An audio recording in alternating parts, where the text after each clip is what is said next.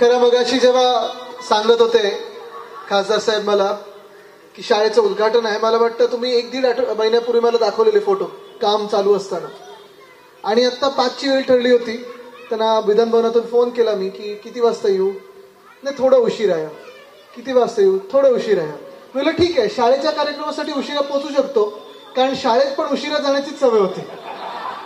मग घरी आईकडून थोडं ओरडा बसायचा, शाळेत प्रिन्सिपल कडून बसायचं. पण झालं तसं. कधी मला शाळेचं उद्घाटन असेल किंवा कॉलेजचं काही असं कार्यक्रम असेल तर मला खास करून यायला आवडतं, कारण हा विषय माझा आवडीचा आहे. शाळा घडवणं म्हणजे समाज घडवणं, हे एवढं आपण ते जोडू शकतो. शाळा नवीन एखादी इमारत आपण निर्माण करत असतो, ती नुसती इमारत नसते. त्या इमारतीतून जे संस्कार दिले जातात, जे शिक्षण दिलं जातं, पूर्ण एक पिढी घडते त्याच्यातून, आणि पुढचा समाज कसा असतो त्याची एक दिशा ठरते.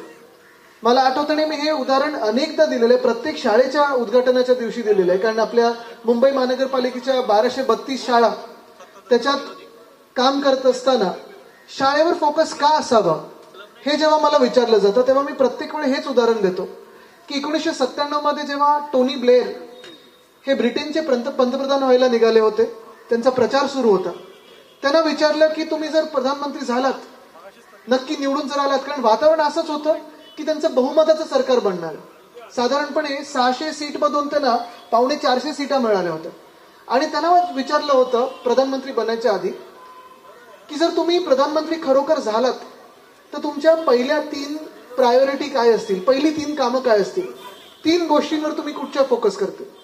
आणि त्यांनी सांगितलं होतं पहिली गोष्ट म्हणजे शिक्षण, दुसरी गोष्ट ही पण शिक्षण, आणि तिसरी गोष्ट ही पण शिक्षणच.